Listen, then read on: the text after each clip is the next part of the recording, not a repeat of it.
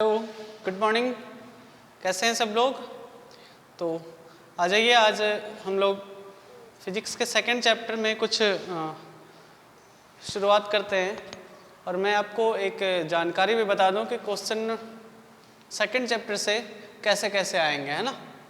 तो आपके सीबीएसई से जो भी ह्यूमन आइज़ और डिफेक्ट्स ऑफ विजन से रिलेटेड जो भी क्वेश्चन होंगे वो नहीं आएंगे। तो आएंगे क्या? तो इससे रिलेटेड आपके जो नेचुरल फेनोमेनन है इनसे रिलेटेड क्वेश्चन आएगा, ठीक है। तो इसी अच्छा, एक बात और भी कि मैं इससे रिलेटेड जो भी आपका नहीं आएगा सिलेबस में उसका मैं अलग से वीडियो बनाऊंगा। उस वीडियो को भी आप देख लेना। हो सकता है कि कभी क्वेश्चन आ जाए तो आप प्लीज़ ज़रूर उसको आप एक बार देख लेना। ज़्यादा सीरियसली लेने की ज़रूरत नहीं है, लेकिन एक बार ज़रूर देखना, ठीक है। तो आज हम लोग नेचुरल फेनोमेनन देखेंगे और क्या है उस फेनोमेनन का नाम टोटल इंटरनल रिफ्लेक्शन, ठीक है। इस एक टॉपिक के अंदर हम लोग 2-3 टॉपिक पढ़ेंगे। आप बिल्कुल अच्छे से ध्यान से मेरे साथ आ जाइए, ठीक है। इसको क्या कहते हैं? पूर्ण आंतरिक परावर्तन। अच्छा, सीबीएसई में तो ये जो मैंने बताया वो हटा दिया गया है, लेकिन आपके स्टेट बोर्ड से देख लेना, स्टेट बोर्ड से अलग अलग सबका सिलेबस अलग अलग हटाया गया है, ठीक है। तो आप ध्यान से देख लेना जिसका जो सिलेबस हटाया गया, इसीलिए कह रहा हूँ कि आप सब एक बार ज़रूर देख लेना, ठीक है। तो इसको क्या कहते हैं? पूर्ण आंतरिक परावर्तन कहते हैं। लेकिन सबसे पहले हम लोग कुछ और सीखेंगे। इससे पहले हम लोग एक वर्ड होता है क्रांतिक कोण, सॉरी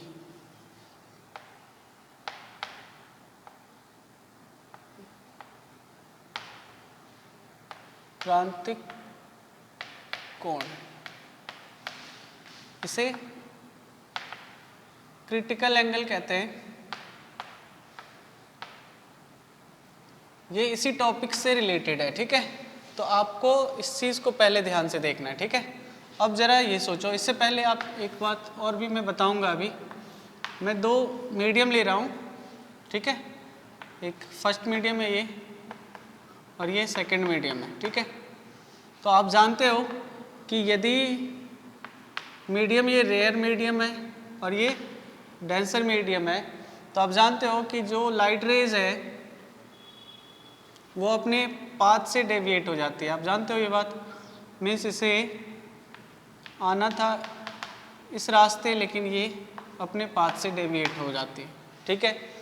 इसी को आप रिफ्रैक्शन बोले थे, ठीक है। तो अभी हम लोग क्या सीखेंगे? तो एक यहाँ पे आप देखना, आप नोट बना के इसको लिखना, ठीक है। जब भी ऐसा हो कि लाइट रेज रेयर से डेंसर में जाए, किसमें? रेयर से डेंसर में, विरल माध्यम से सघन माध्यम में जाती है रोशनी, तो क्या होता है? तो जो लाइट रेज है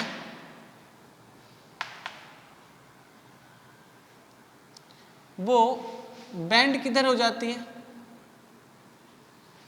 towards the normal, towards the normal, ठीक है।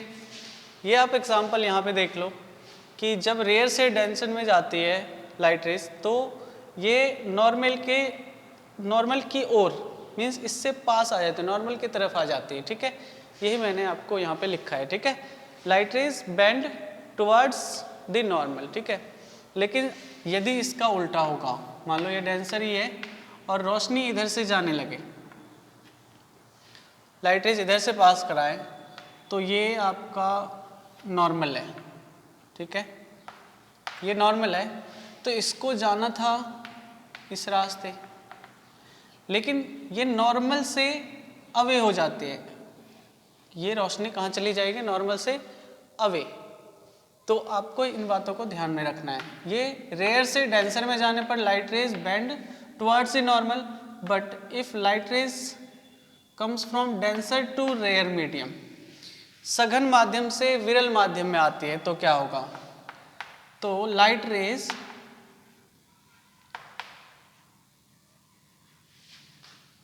Bend away from the normal,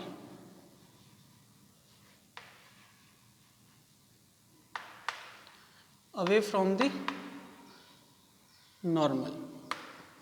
यही लिखा है जो मैंने यहाँ पे बताया आपको कि डेंसर से रेयर मीडियम में जाने वाली जो लाइट रेज है वो नॉर्मल से अवे हो जाती है। ठीक है, इन बातों को आपको ध्यान में रखना है, इसके बाद हम लोग समझ पाएंगे ये क्रिटिकल एंगल क्या है। ठीक है, उम्मीद है आपको दिख रहा है। ये यहाँ पे लिखा है light rays bend towards the normal if light rays comes from rare to denser medium and light rays comes from denser to rare then light rays bend towards the away from the normal. Okay, तो आपको इन बातों को ध्यान में रखना है, इसके बाद हम लोग समझ पाएंगे कि क्रांतिक कोण क्या है, क्रिटिकल एंगल क्या है। ठीक है, तो अभी देखते हैं हम।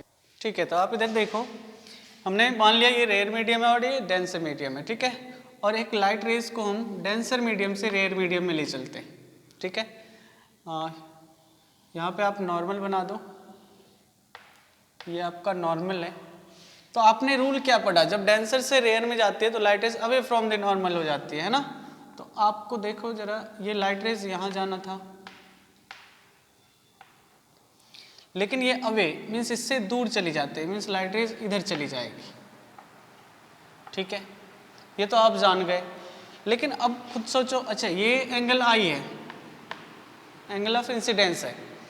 आप एक बात सोचो, अगर मैं इस एंगल ऑफ इंसिडेंस को थोड़ा सा बढ़ाऊं, चलो इतना कर देता हूँ, एंगल ऑफ इंसिडेंस को मैंने ये बढ़ा दिया।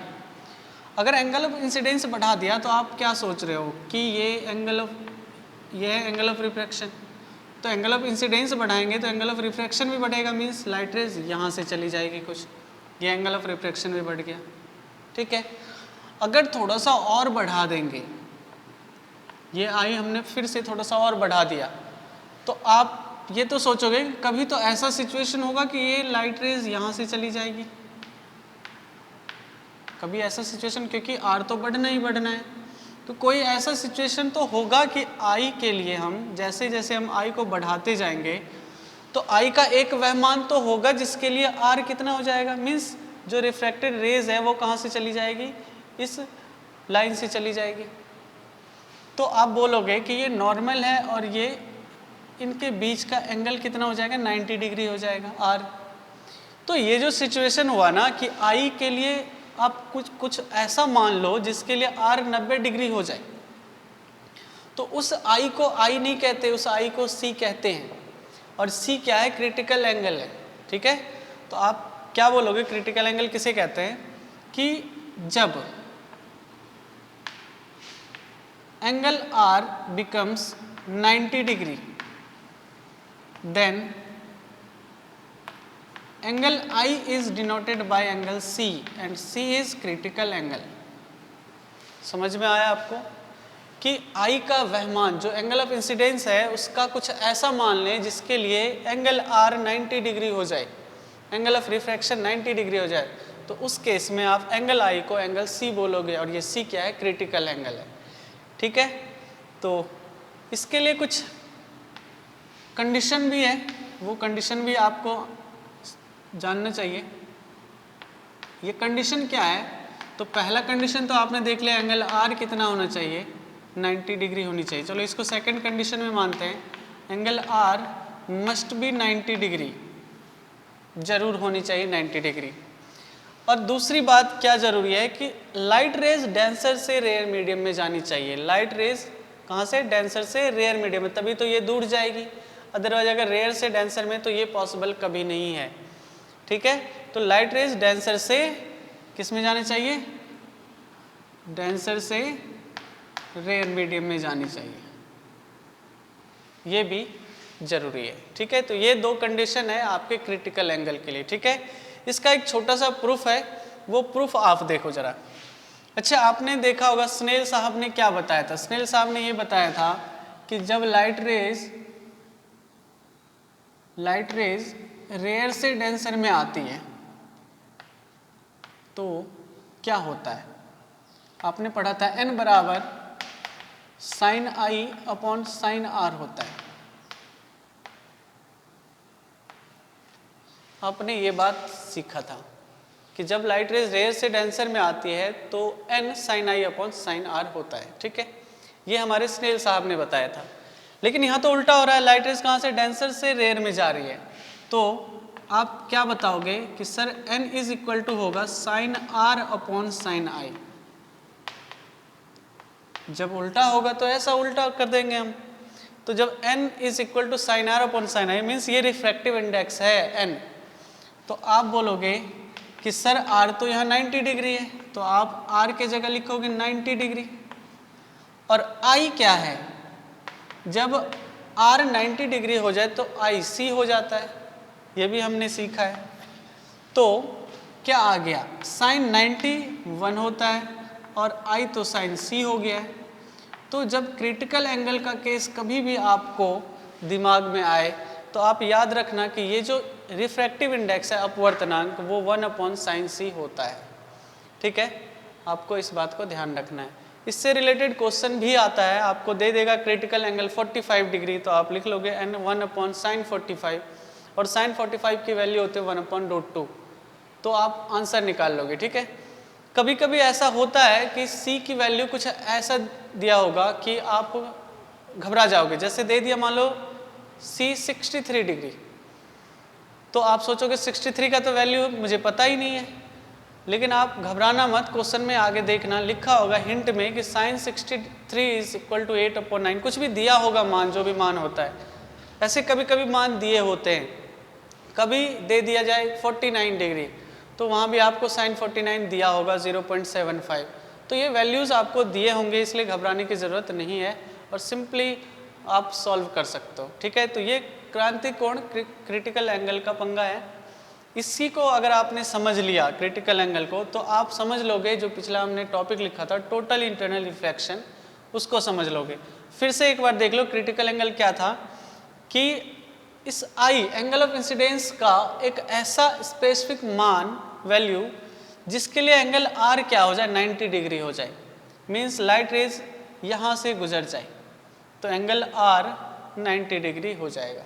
तो उस केस में एंगल आई को हम एंगल सी कह देते हैं, ये आपको ध्यान रखना है। ठीक है, अच्छा आप सोचो अगर मैंने इस एंगल सी, ये तो एंगल सी हो गया, अगर मैंने सी को थोड़ा सा और बढ़ा दिया, मीन्स एंगल ऑफ इंसिडेंस थोड़ा और बढ़ा दिया, तो क्या होगा सोचो आप, और सोचो, नहीं सोचो तो आगे मैं अभी बता रहा हूँ। ठीक है, तो मैंने आपको क्या बताया, क्या सोचना है कि ये रेयर मीडियम है, ये डेंसर है, और लाइट रेज को हम कहाँ से ले जा रहे हैं, डेंसर से रेयर में ले जा रहे हैं। ये आपका नॉर्मल है। आपने क्या सीखा है, देखो नोट लिखा हुआ है आपके राइट हैंड पे, क्या लिखा हुआ है कि डेंसर से रेयर में जाने पर लाइट रेज किधर बैंड होती है, अवे फ्रॉम द नॉर्मल।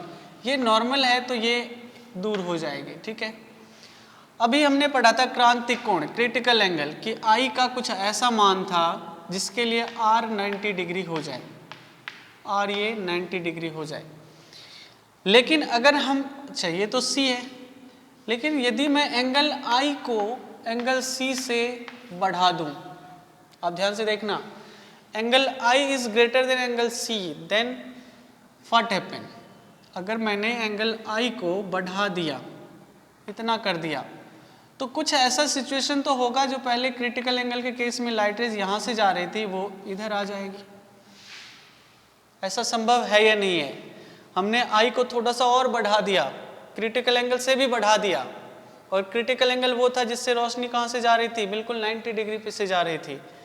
अब मैंने और बढ़ा दिया एंगल आई को, तो ऐसा केस आया कि जो लाइट रेज यहाँ से जा रही थी वो इसी मीडियम में वापस आ गई। देखो ये डेंसर मीडियम है।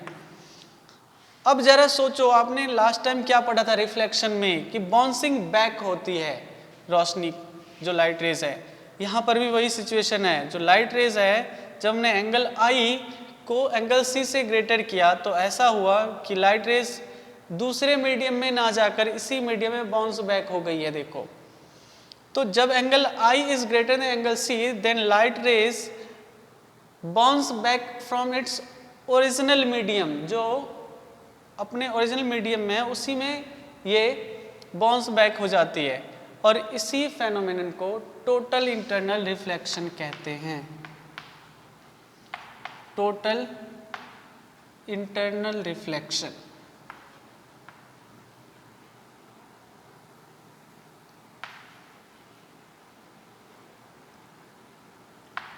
रिफ्लेक्शन क्यों हुआ? क्योंकि डेंसर से रोशनी गई थी और डेंसर में ही वापस सघन माध्यम से रोशनी आई और इसी में वापस टकरा के आ गई। तो यहाँ पर रिफ्रैक्शन नहीं हुआ, रिफ्लेक्शन हुआ। ये एक मैजिक है, ऐसा होता है। रिफ्रैक्शन के केस में भी जब अलग अलग मीडियम हो तब भी ऐसा होता है कि लाइट रेज वापस आ जाती है अपने ओरिजिनल मीडियम में। ठीक है, तो आप एक डायग्राम देखो, स्पेशली डायग्राम इसके लिए ही बना रहा हूँ। ये डेंसर मीडियम है और ये रेयर मीडियम है। जब लाइट रेज को आप ऐसा पास कराओगे कि ये एंगल आई जो है वो ग्रेटर देन एंगल सी होना चाहिए, तो क्या होगी? रोशनी इसी मीडियम में वापस आ जाती है। ठीक है, इसी मीडियम में वापस आ जाती है।